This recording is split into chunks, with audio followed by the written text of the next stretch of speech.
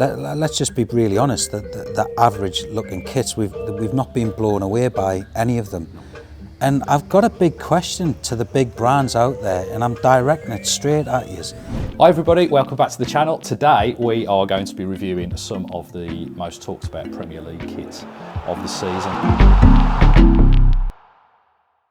So we've been sent over some from Jerry at Subside Sports. Big thank you to you, Jerry.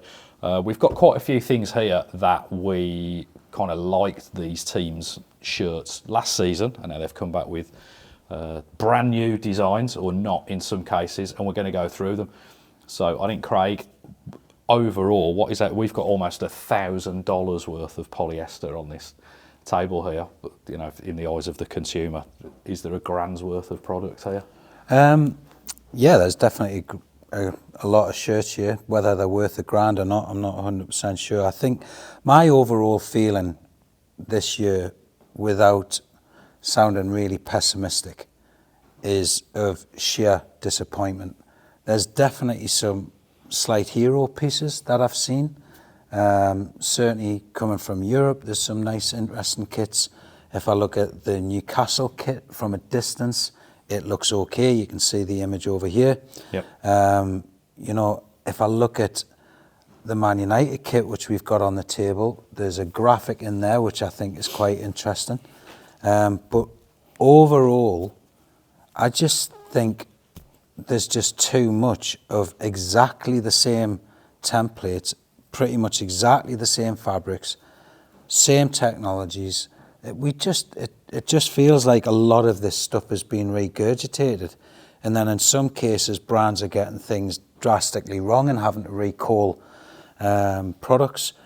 Hummel have paid homage to kits of yesteryear, and I don't think they've done a great job of that. So yeah, I'm struggling to pick out the highlights. I'm got to be really honest with you. But let's get into it. Let's get started.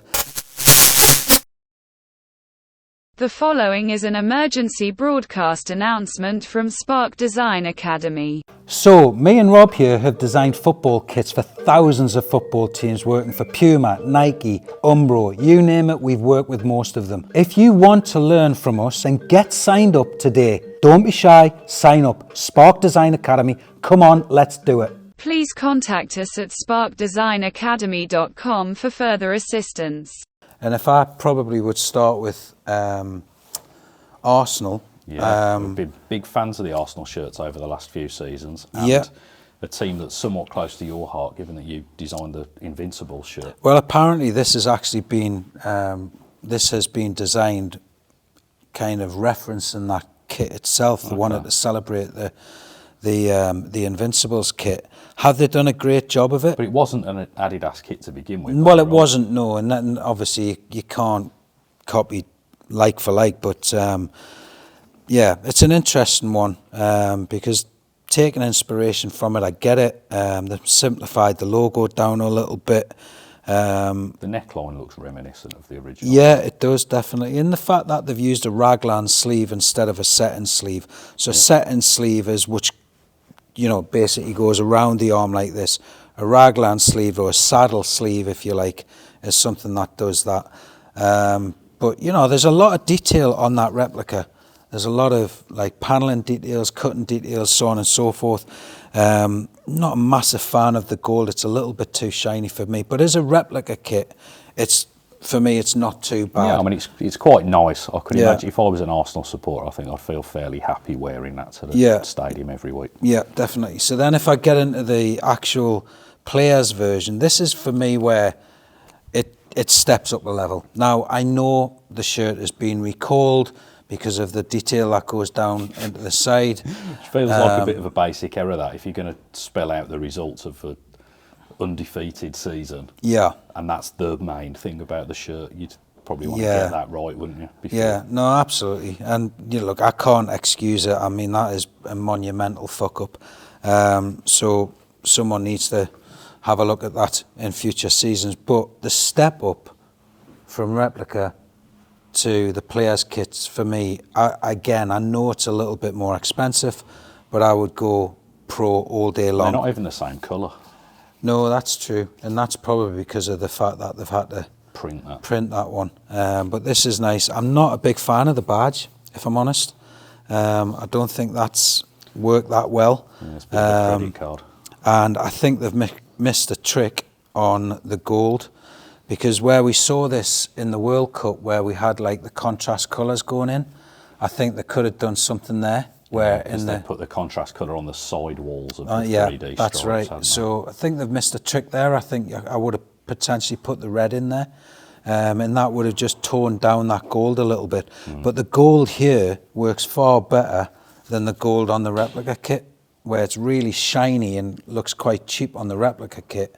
When you see it on the actual player's kit, it looks a lot nicer. And is that because presumably that's a different type of yarn? Or yeah, it's a different process, different that material, different process, so they can get that a lot duller, if you like, whereas that looks like it's a satin and it's been, turned over and stitched. So I would definitely go pro. So as a kit that's paid homage to the Invincibles kit, I think it's all right. And if you tune in to a later episode, we're going to do a deeper dive into just the Invincibles kit and comparing them.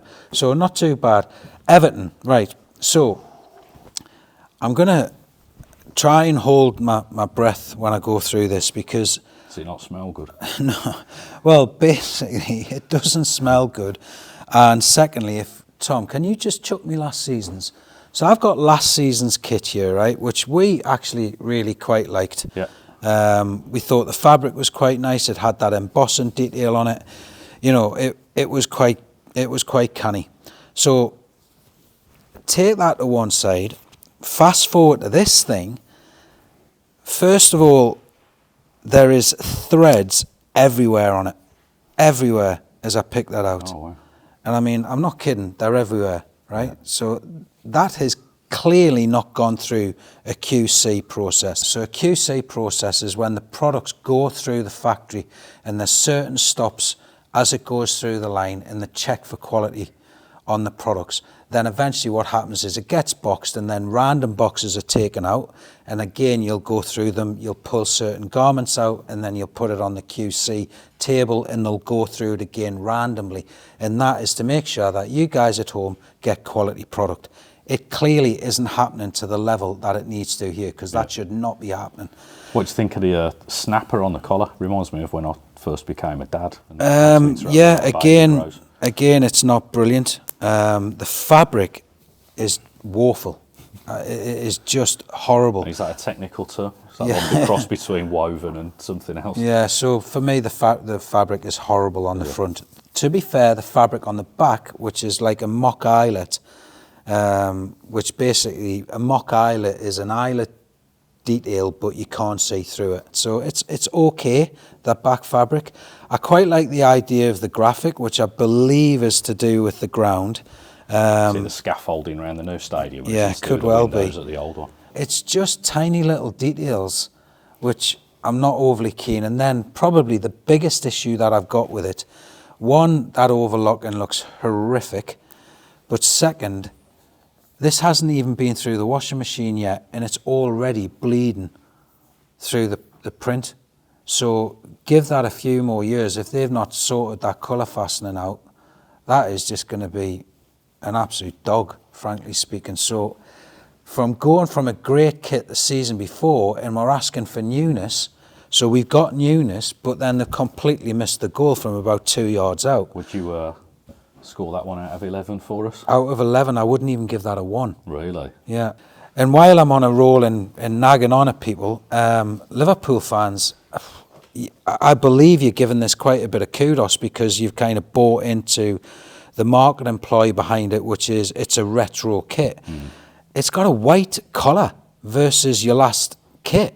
It's exactly the same template, it's exactly the same fabric, it's exactly the same logos. If you go buy yourself a 2x2 rib collar and stitch it on last season's, it's pretty much exactly the same kit. I wonder if that's why they didn't do it the other way around, because if they'd released this last season, then this year you could have literally just got Sharpies and coloured it in, yeah. You've had the new one. Yeah, so again, I think this is, you'll hear me banging on about this all the time. I personally feel we are releasing far too many kits every season. It is, for me, it's scandalous. I think we need to go back to 2 kits every season and start rotating them. Yeah. You know, so what I mean by that is, back in my day, we would release a home kit. You would have that for 2 seasons. Then an away kit would come the next season, but you would have that for 2 seasons. Your Champions League kit could be changed up each season. For example, if it's like your 4th kit or whatever, your 3rd kit. Surely this day and age, with the economic crunch that we've now got, why on earth are we producing so many kits that are putting families under pressure to basically go out and buy a new home kit, a new away kit, a new 3rd kit, and they're not even that radically different. And the prices have gone up. And the prices have gone up. So, you know, we talk about like even things like counterfeiting. I'm not surprised things like that are going on because one, the prices are ridiculous. How do you expect a family of say 3 kids, a mum and a dad who all go to the football, and you're expecting them to pay 85 quid or 80 quid for a replica, and you're upwards of 120 to 135 quid for the pro kit? My little lad's 5 years old. And I mean, the replica Villa shirt's 55 quid. And it's ridiculous. By the end of It's the season. ridiculous. And honestly, Liverpool fans, if you guys are waxing lyrical about this, then yeah, I think you need your head examined, because it's basically exactly the same shirt as last season, but you got a white collar. So no. Right, so Liverpool's away kit. Yeah. It's paying homage to a kit that was done by New Balance, if I'm not mistaken. Yeah, so it's a vintage-inspired kit from 5 years ago. Yeah, which, yeah. Vintage. Man, I've still got stuff in my freezer that's older than that. But yeah, I think it's okay. But I think the reference point is far too close to home. Yeah. You could argue Adidas did it back in the day. New Balance have done it. Do I think it's a great kit? It's the silhouette, the template that I'm not a massive fan of. It's okay. It's literally just ordinary, okay. Isn't it? It's another 80 quid's worth of ordinary. I actually quite like the graphic. Yeah. I think it's a little bit too close. Just go a bit further back in the history books, in my opinion. It's not too bad. Come up with something new. Or come up with something new, yeah, exactly. Imagine Right, Spurs kit. My God, where do we start here? Right, so Spurs fans, we get you playing white, right? It's the same as Real Madrid, but have a look at Real Madrid's kit for this season. Adidas have done an absolutely superb job of what that kit could potentially look like. This is basically, right, if you see the ad campaign for the new Spurs kit, we are the whites or whatever it is that they talk about. We're head to toe white. But then this has appeared. So if you're going to do it, do the whole thing in white, and rather than, you know, putting that blue cuff on it, then do the whole thing in white. But they had something really similar to that within the last few years as well, though, didn't they? So it's just making difference for difference sake, almost to justify releasing another white shirt. What the graphic's supposed to represent, I've got no idea at all, to be honest with you. Yeah, I'm really struggling with your Spurs kits. If I was a Spurs fan, I would be going absolutely berserk right now, because I just don't think there's any justification to be buying a new kit. I really don't. I just think if you're going to do something differently. And there we go, got another thread in there. So marks out, I wouldn't even give you a mark out of 11 for that. It would literally be 0. I think it'll look nice on field where they're all head to toe in white, but again, I think we've missed the goal with that, and we've put it into row 7. Right. Well, speaking of shit, so last 2, I'll go through the last couple. So I've got the new Manchester United shirt here, which, I mean, the main thing I would say about the new United home shirt is it's better than what we've seen of the away shirt from the images that have been certainly leaked, because that thing looks like a horror show. Yeah, I quite like the graphic on I like the graphic. Slated, but I don't mind it. Well, it's obviously this kind of 3D geometric interpretation of what appears to be the Rose of Lancashire. Interesting that Manchester's not in Lancashire anymore. Obviously, it was the most important city in the county at one time, but since the borders have moved, it's now part of Greater Manchester, which includes places like Bolton and Stockport. Nice. So I mean, yeah, it's an all right. I don't mind that. I think it's a move on from last season. It's got a lot more to say about it. Again, another team that's essentially a monocolour home shirt, so it's usually going to be difficult to work with, and I actually think they've done a pretty good job of adding in some visual difference to it and making it feel like it's a good shirt. I think one thing I would say to look out for if you are going to be buying a Manchester United shirt at retail, so at physical retail, take a look through the rack and just make sure that you've got one that's made properly, because this has been cut into the square here, and as you can see, that one's caught a little bit of a fold where it's been put in that's not there on the other side. So if you're going to spend 80 English pounds on one of these, then perhaps take a look through and make sure that you haven't got these little creases and kinks in the one that you take to the good advice, kids. If you want to design football kits for a living, even if you don't have a degree in fashion or graphic design, this could be your chance. Go to sparkdesignacademy.com today. The Eagles, and last season we loved this. It was such a good shirt. We loved what they've done with the stripes. The fabric felt good even though it was printed. It felt like from a Macron perspective that it was up there with some of the best shirts that we'd ever seen from them as a brand. This season, I kind of like the idea of what they were trying to do. I think the crest execution's lovely. Probably the best one that we've got on the table, but the shirt itself, the fabric just feels like any other printed fabric, which is what we're seeing a lot across a lot of the printed shirts this season. There's not really much to it. The fabric on the back has got the mock eyelet that Craig talked about before, so it kind of gives the impression that it might be a mesh, but it's not really, because you can't see all the way through it. It just feels like a little bit of a letdown. I think that use of the Crystal Palace itself on the front is a bit too Route 1 for me. It just feels really obvious, where there could have been something nice done with it, like Adidas at least did an interpretation of kind of the railway infrastructure around I wonder Manchester. even if they'd embossed that, it would have been a little bit more refined. Yeah. Instead of printing it. Yeah, because it's certainly, because I wouldn't be surprised, sorry to interject, Rob, but I wouldn't be surprised if that is actually the same fabric as last season. But I think because it's gone through a printing process, it's really kind of made it quite shiny. Yeah. Well, I think as well with it. the colours that they've worked on, it's kind of an orangey brown on the print. Yeah. That's potentially something to do with how much blue's on this side, and so it's put a lot of yellow into it.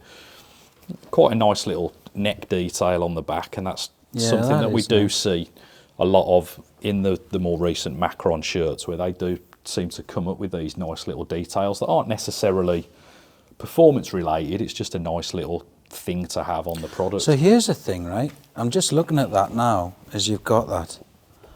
I think if they wore that shirt back to front, it's actually a better looking shirt. You know, because for me, it's arguably a shirt that's just been slightly over designed.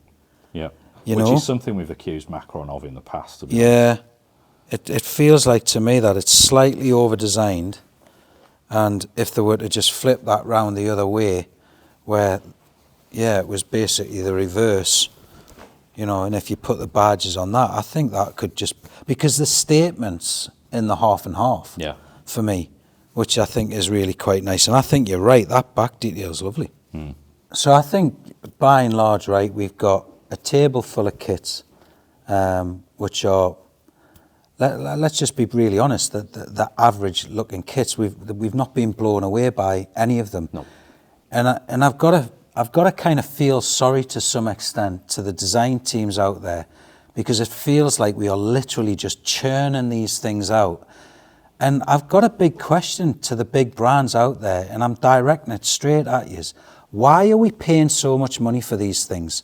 Why are we charging between £15 and £20 more than we were last season, where we've identified most of the kits are exactly the same fabrics, and in some cases they're pretty much exactly the same silhouette.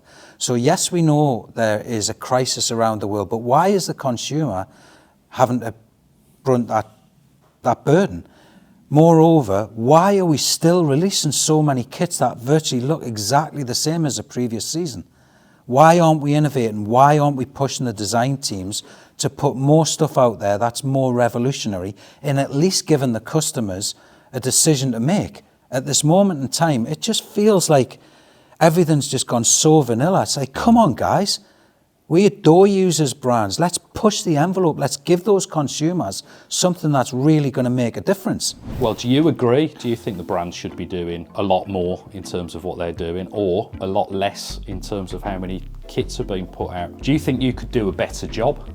If you do think that, then why not put yourself to the test and learn about the process we've been through as World Cup winning designers ourselves? Visit sparkdesignacademy.com, enroll on one of our courses. If you choose to do and submit the project on the course, we'll give you feedback, and the best ones will also be passed on to our connections at some of the brands that you can see on the table here today. So the only other thing for me to mention is our Patreon, where you can sign up there, you can join to support what we're doing here on YouTube and to interact with us and the broader kit community. So you can sign up there and you can have a conversation with us directly every month. You can join our Discord and talk to a broader design community and community of design lovers as well. Don't forget to leave us a comment, like, subscribe, stay well, and until next time, we'll see you soon.